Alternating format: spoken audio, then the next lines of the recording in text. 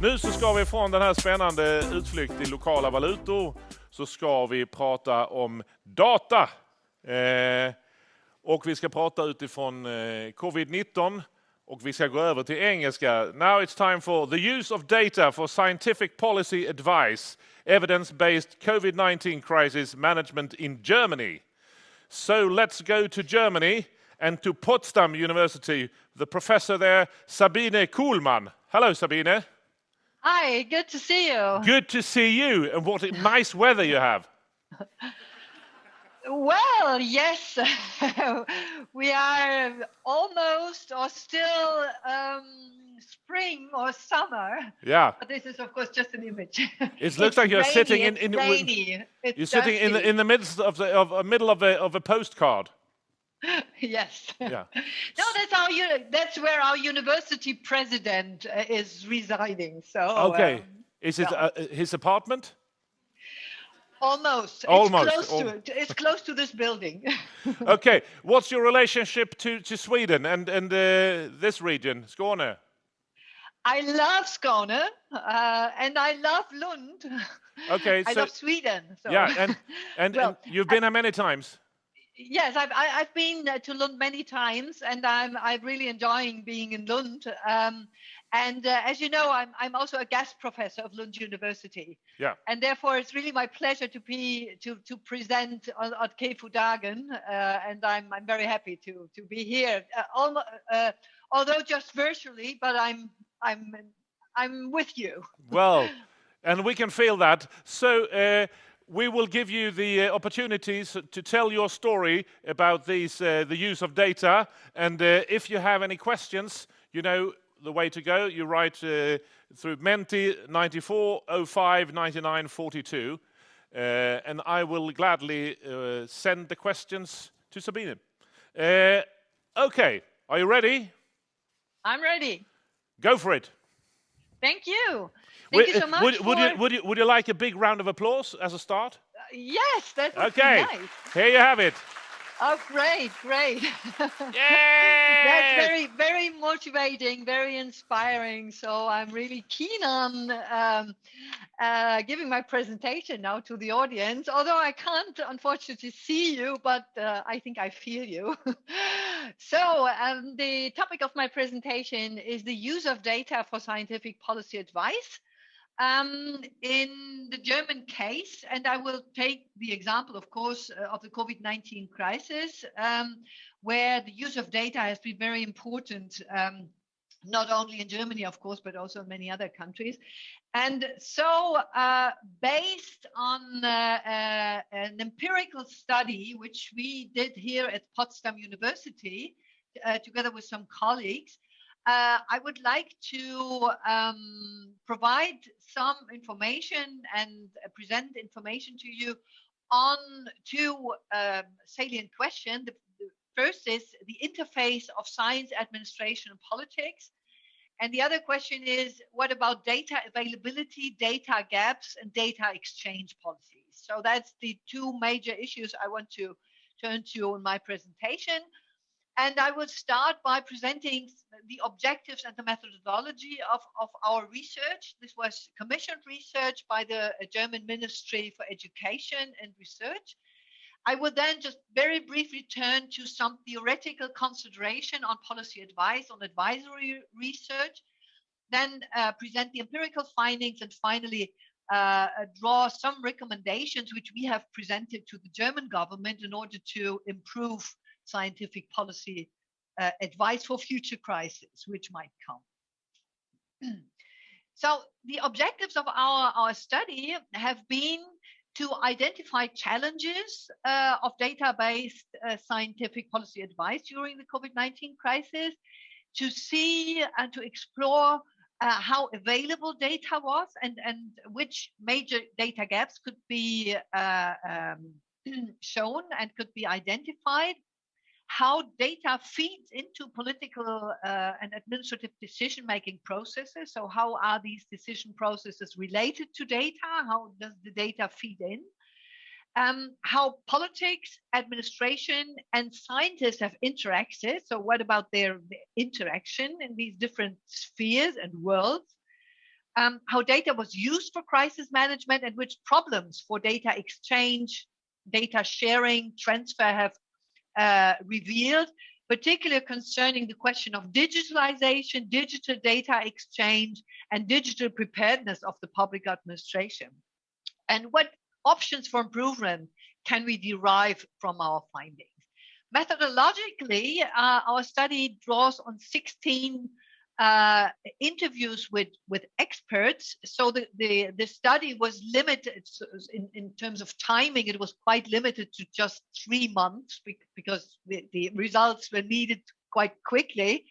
And therefore, we focused on these 16 interviews with 4 groups of stakeholders, scientists, which means internal scientists. We've called them internal, so this means departmental research affiliated to the ministries, such as the Public Health Authority, the Robert Koch Institute, which is the major federal health agency authority in Germany, comparable to the Swedish Public Health Authority, and other departmental research institutions, but also external scientists coming from different academic institutes, research institutions, such as Leibniz, Fraunhofer, and others.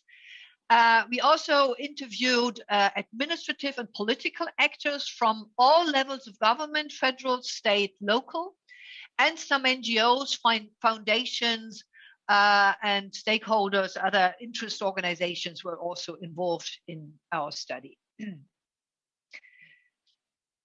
So that's again an overview on all the institutions we involved in our study from, as I said before, different levels, different sectors, and stakeholder groups.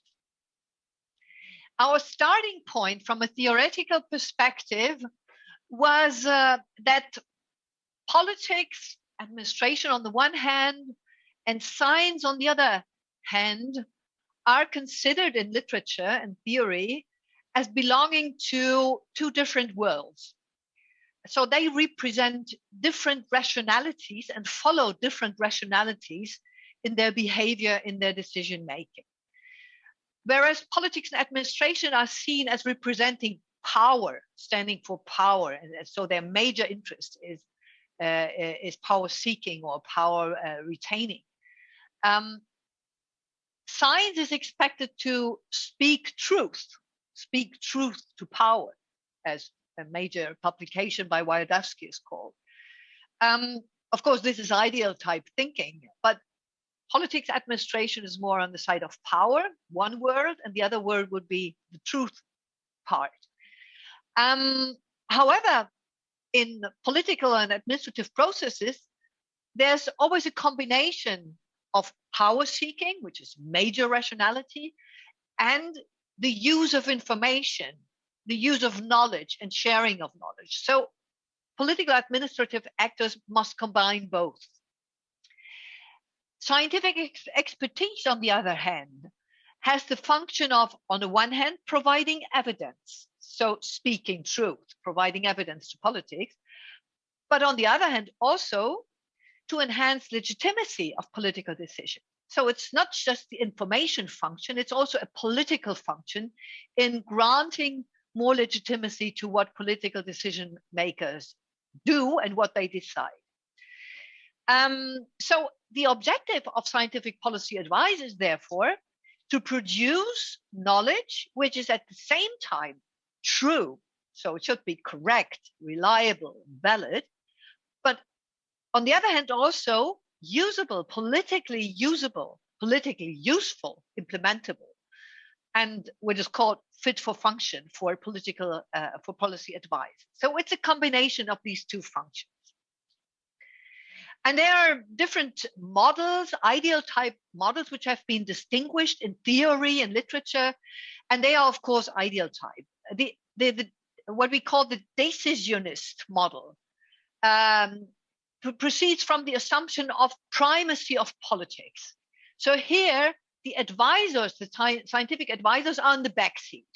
So it's more politicians who decide. The decision makers are predominant, and there's a predominant logic of power. scientific advice is more in an inferior or marginal position. That contrasts with the ideotype model, which is called the technocratic model, where we assume a primacy of advisors, of scientific advisors, of scientific technocratic expertise.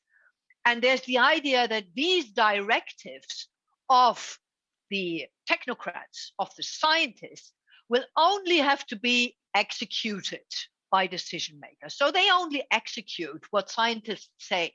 And I have just chosen here a quotation by Angela Merkel, who before Christmas last year said in front of the German Bundestag, so if the science begs me to enact a week of contact reduction, which means lockdown, before Christmas, then I must follow the science. So it was just following science, executing scientific directives. And so that's a kind of technocratic model, which is, of course, used also by politicians to some extent escape accountability for their decisions. And so they use the technocratic model also tactically. And then a more realistic model has been proposed, which is called the pragmatic model, where we assume an ongoing iterative process between decision makers and experts, permanent processes of translation, interaction, boundary spanning between the two worlds, and where brokers are very important in order to span the boundaries and to cross the borders between science and policymakers. And there's more a co-production of knowledge than just a separation of the two worlds. So that's for theory. And now let me turn to our empirical findings. We have identified, based on our study, two major clusters of problems when analyzing data-based policy advice in the COVID crisis.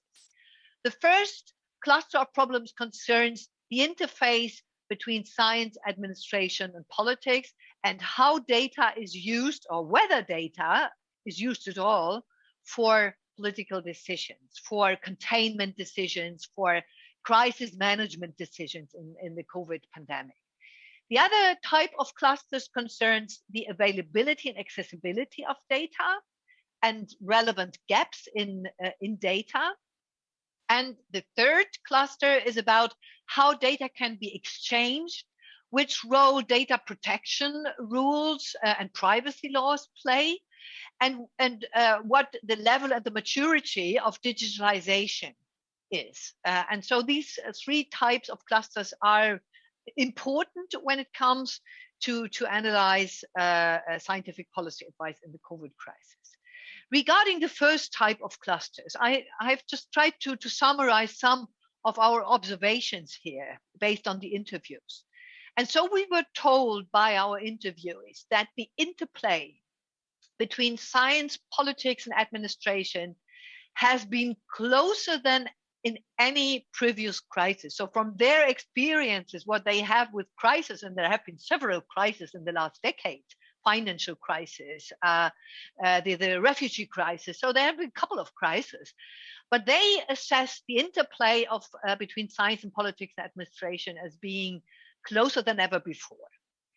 And that also they have realized and observed that the data has been so important for policy decisions and be more important than in the other crises before. And they talk about what they call number-driven politics. Another quotation is, the data is the daily bread for us. This is something we were told in the ministries. So obviously, data, including data in their decisions, has played a very important role to them and has been more important than before.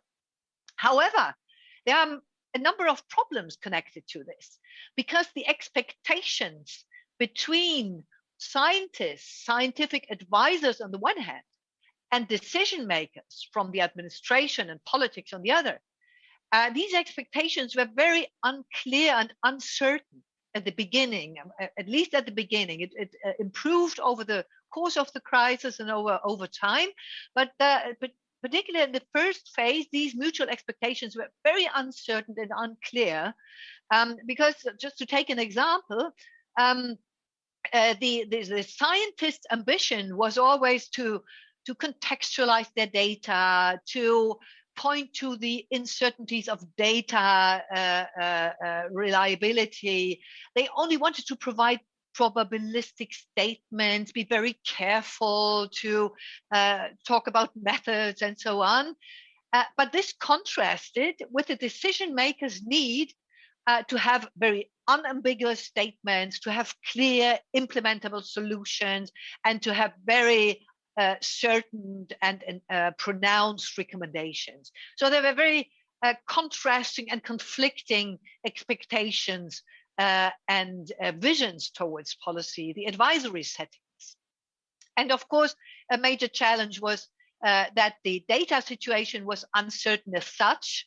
There were frequent changes in data, and so it was quite a volatile data situation, in contrast to a political need for rapid decisions, for very quick advice, which might explain that at least in Germany, we have experienced a number of policy reversals, so changes in policies in very, very fast periods.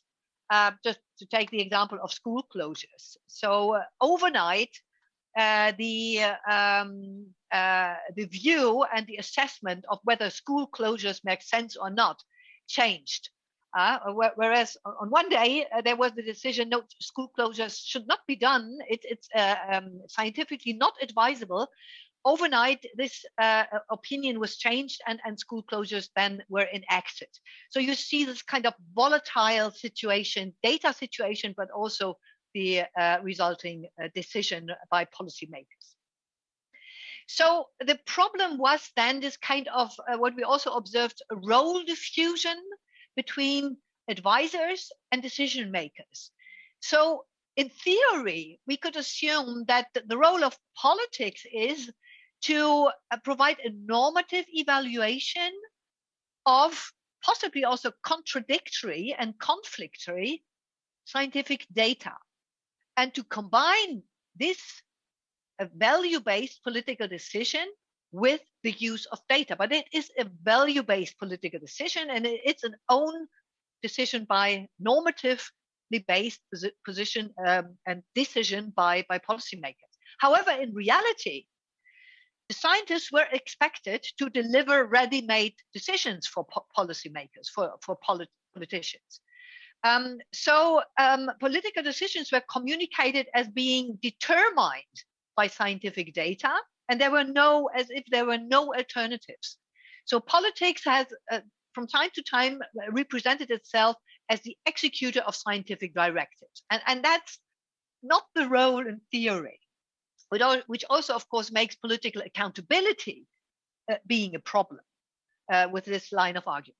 Science, by contrast, the role would here be, in theory, that scientists produce and deliver, let's say, neutral, objective data for political decision making, which is fit for function, and however, emphasize uncertainties, volatility, ambiguities, controversies in science, and consider also political rationalities. However, in reality, it oftentimes happened, and we were told so in our interviews, that the presented knowledge by scientists was not so fit for function. So sometimes decision makers didn't understand. So the presentation was really not fit for function.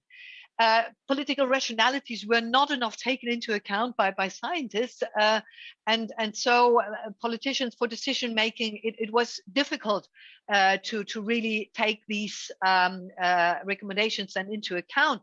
Another problem was what was called the staging of science. So politicians tended to stage scientists for their predefined political decisions, and that might also be questionable in terms of scientific neutrality and scientific independence. So there were some major problems with the independence and the role separation between politics and science, particularly in this crisis, which we were told and which also criticized in our interviews by our interviewees.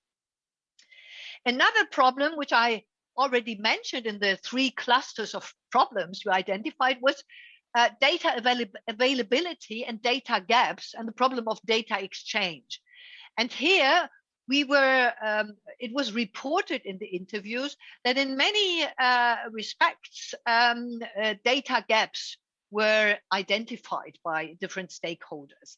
This regards not only epidemiologic data, but it's also concerning, in particular, capacity data regarding hospitals, regarding the staff situation in hospitals, in care organization, in health authorities. So there are major data gaps in these capacity-related data, but also socioeconomic data of pandemic effectiveness.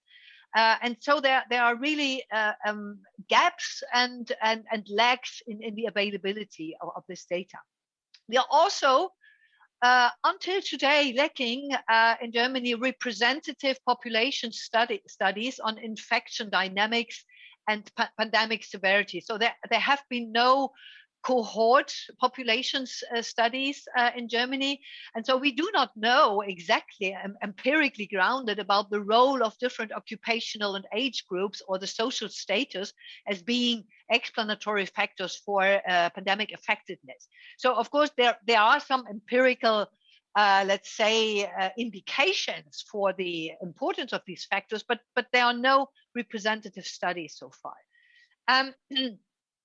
Also, it was criticized that the depth and differentiation of available data sets is obviously not sufficient regarding socioeconomic data, but also small scale data, for instance, on health capacity parameters in different regions, in localities. So these small scale data is also missing. And what we need for Germany, because we had, in contrast to Sweden, we had quite severe containment measures with lockdowns and school closures and so on. And so it is very important to have a more comprehensive assessment of the whole story of the pandemic, including these second round effects, including what is called collateral damages or further remote effects. And so for this comprehensive assessment of the pandemic, also data needs to be generated. Still, we need ex post studies, and we need some more broader data concerning different disciplines also, not just health or in the narrow sense health effects, but also health effects in the broader sense due to postponement of surgery, postponement of prevention measures, postponement of operations, but also socioeconomic consequences of containment measures. The question then is, did the decision makers during the crisis actually search for these data?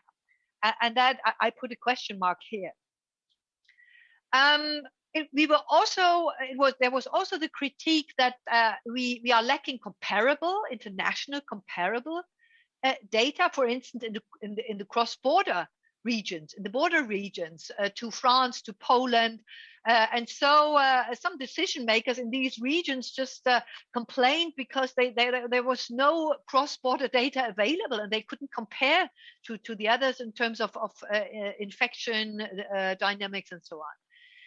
Evaluative data, of course, is very important, and we need empirical field studies here, not just foresight techniques and ex ante analysis, but also ex post analysis, evaluative data, in order to measure the effectiveness of the different containment measures, also compared to other countries.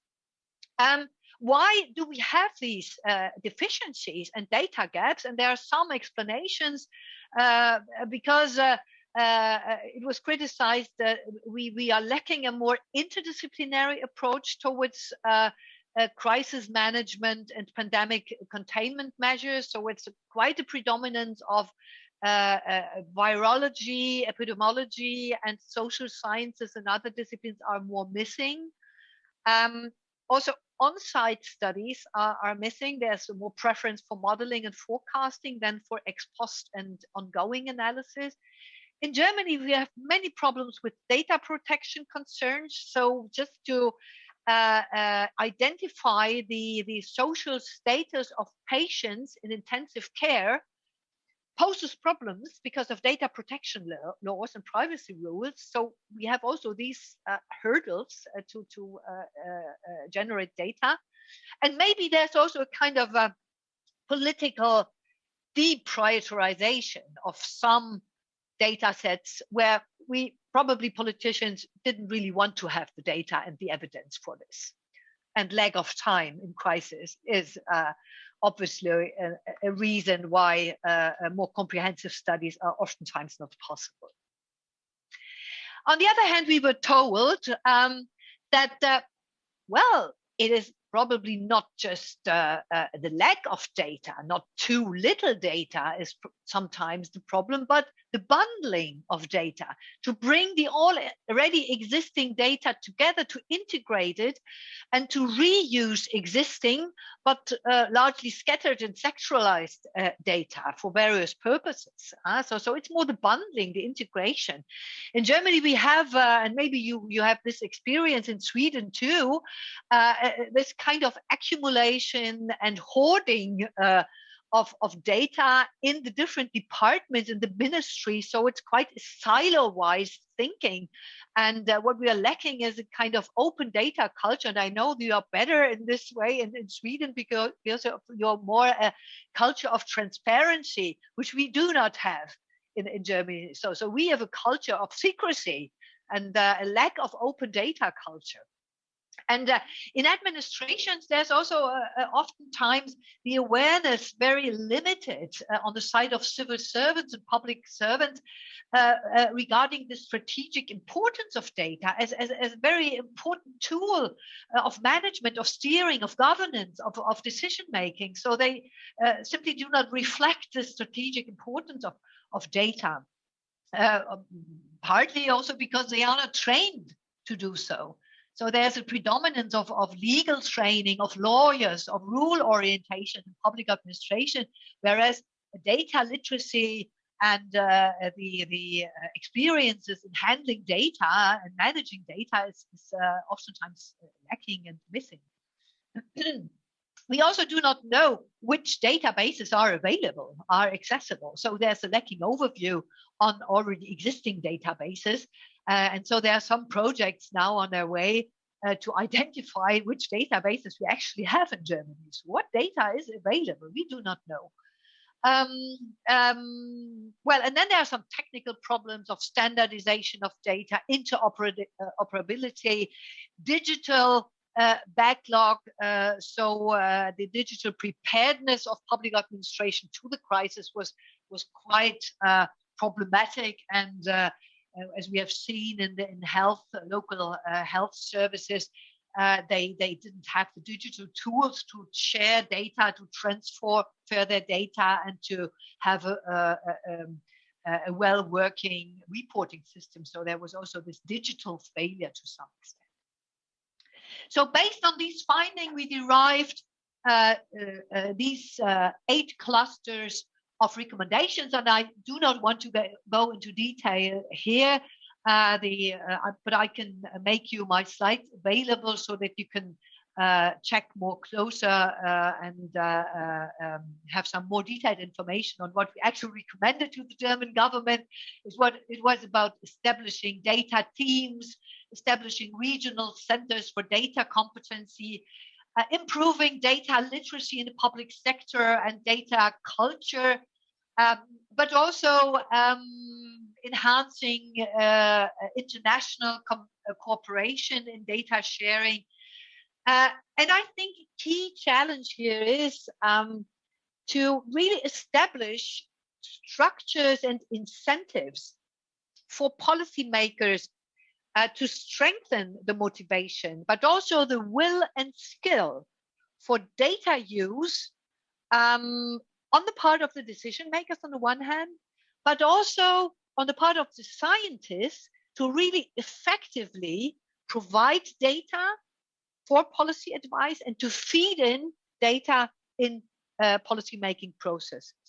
And my final slide is therefore about the pledge and the suggestion to put these incentives forward, because it only makes sense to close data gaps and to expand databases if there's enough motivation, there's enough interest, and enough capacities on the side of decision makers to really use data for their decision-making processes. If we do not have these motivations, and if there's not enough interest on the side of policymakers to use data, then it doesn't make sense to generate even more and to connect the data and to bundle it. So we need to think about the incentives and the capacities of politicians and bureaucrats, and to strengthen them in order really to use scientific data and to draw more on evidence-based decision-making, and thus to reconcile to some extent the logics of power and the logic of knowledge and evidence. Thank you very much for your attention, and well, I hope there will be some time for some questions from your side. Thank you. Well, thank you so much. My first question, if you compare different countries, they have different strategies and methods of decision making, and the relationship between scientists and politicians. Can you give any examples? Have you made any comparisons? So far, regarding this specific data question, we are at the moment on our way to compare. But we have some indications that there are major differences. So in what we have seen, that the degree of independence, so for scientists, for scientific advisors to be independent from politics and from decision makers, varies across countries. So I would, for instance, say, comparing Sweden and Germany, that I know that you also have quite an important standing and advisory position of your national public health agency. So the similarity with Germany is that in Germany too, our health authority is a very important advisory body. So it's internal policy advice, which is quite important. However, in the Swedish case, this agency is more autonomous from the decision makers, from the politicians, from the ministerial bureaucrats, from the Minister of Health, than in the German case. And at the moment in Germany, there are debates about whether we should have more autonomy of this public health authority. It's not called an agency in Germany. It's an authority which is directly subordinated to the Ministry of Health. And so we have this difference or these variants in terms of the independence. And I think the independence of science is an important criterion here. But we need to still extend these comparisons and to go into depth here. And in Sweden, I know people who have they've written songs about the head of Folkhälsomyndigheten, Anders Tegnell. Yeah, he's known in Germany too. Oh, he is. Yes, he is. Have you heard the songs? No. But send me the link. So, what can you say about in what way does the level of trust within the society make differences here? It makes a difference, maybe not for policy advice, but it makes a difference for the handling of the measures by the population, for compliance. I think for compliance regarding the containment measures and the recommendations by politicians. So trust is a very important issue here, and we can see that in those groups of the population where trust is missing or a bit limited from various reasons, the readiness and willingness to follow the rules and to follow recommendations is of course also more limited. And I know from Sweden here that you have high levels of trust trusting your government, trusting the public institution. So it's more in Sweden, I think, trusting the authorities. So that in your case, recommendations seem to be sufficient to make people comply to measures. Yeah. And so there are some doubts in Germany whether this would work in our case. So if you talk to Germans saying, so the Swedish case would also be an example, so why don't we follow the Swedish example, which is more liberal and so on?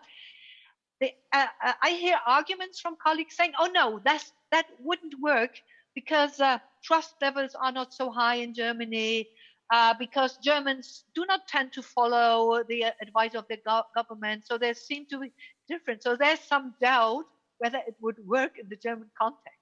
Yeah. But again, we need more comparative evidence on this. And do you think if you compare before the pandemic and afterward, will all countries show a lower level of trust within their societies, or do you think there will be countries who have risen the trust? I think, I mean, the pandemic is still ongoing, so we need to wait to have a final conclusion here. But what we can see empirically, that's quite clear, that at the beginning of the crisis, the trust levels were increasing significantly. So in many countries, people were also hoping for their governments, and so automatically trust was rising. Yeah. But then very quickly there was a decrease, and so shrinking trust levels in Germany, and it's still going down. So it's not very encouraging. Final question about collaboration. A couple of weeks ago, I had a meeting with on stage the opportunity to interview and have a talk with Mikael Dolsten. He's a former researcher here in Lund, but now he's in New York at Pfizer. And he is chief of scientific officer and president worldwide research. And he was in charge of their vaccine, the hunt for the vaccine. And they were the first ones out there. And when I talked to him, he a bit surprised me, because he told a story about different companies from different parts of the world collaborating very much on a research level, even the Chinese and the Europeans and the Americans. So just be able to, how can we deliver the vaccine as quick as possible? Do we have that kind of collaborations within management, between politicians, on different levels, between countries, between systems? Do you change information? Do we do that? Not enough. So I would say it's really not enough, and not systematic enough. There are some ad hoc collaborations amongst scientists in terms, yes, in the field of public administration, politics, but it's far not enough, and it should be more systematic. It should also be encouraged by governments.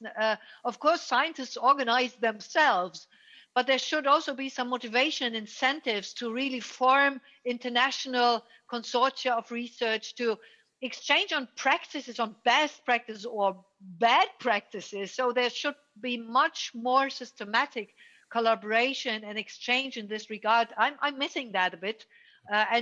We have written a paper which we labeled coronationalism. So about the predominance of national thinking in the pandemic. So we would need much more international collaboration here. Okay. Sabine, thank you so much for joining us. And here's a big round of applause for you. Thank you so much. Thank you so much. Thank you so much too. It was a pleasure. I hope to see many of you soon in Lund. Yeah, you're so welcome. Vi ses på Glerups eller någonting. Okay. Yeah. Okay. Bye. Bye.